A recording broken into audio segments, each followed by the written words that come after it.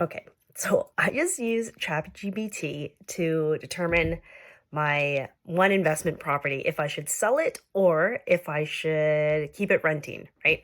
So I literally asked it, what is the better investment between these two options? And I said, I sell my house for 165K, which is currently has a 128K mortgage on it, and invest the difference, which is like 30K, where I'll be making 9% return annually, right? And then I said, or I keep the house, which has a mortgage on it for $855 a month with rent, that's around $1,700, with a net of 345K or $345, where the appreciation grows 5K every year, right? So these are the numbers that I know.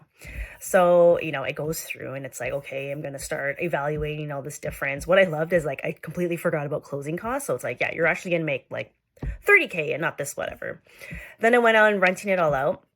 I broke it down into option 1, sell the house, invest the difference. Option 2, keep the house and rent it out.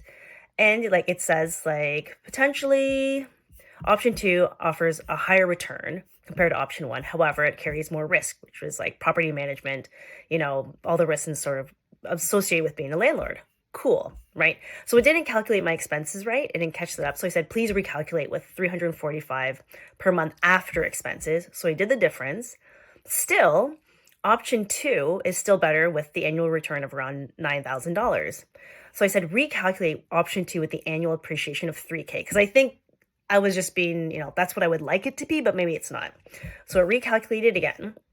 And again, option 2 still nets out better at around like 7K.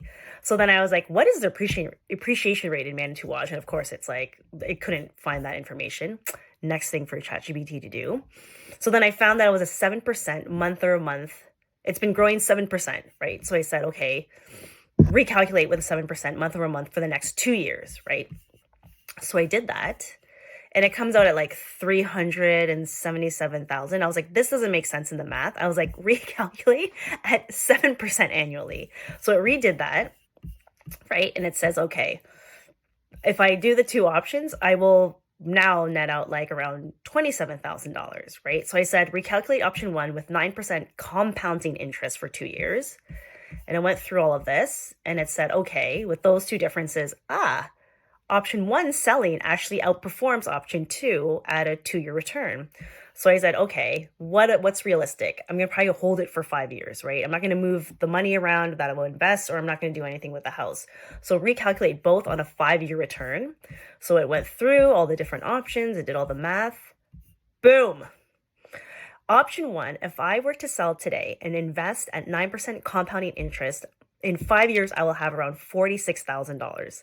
If I keep the house, keep it renting, let it appreciate, I will have a future value of $224,000, right?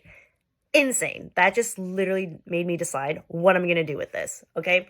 So then I was like, what if I want to sell in the next 5 years, right? Capital gains. I did, I said, what if I make 100K a year? I bought the house at 42K. What is the capital gains? So it kind of did a theoretical 20%. And I was like, capital gains is 50%. So I went in and did all the math. And so it says after paying all the capital gains, I'll still have a net of $133,000 if I've paid off my mortgage. So a little exercise that I did this morning, like, I don't know, maybe I did this for about half an hour, calculating rates and all that stuff. And after going through this exercise, it's like, this is how people make money and get rich in real estate. They buy, they hold, they rent it out, they let it appreciate.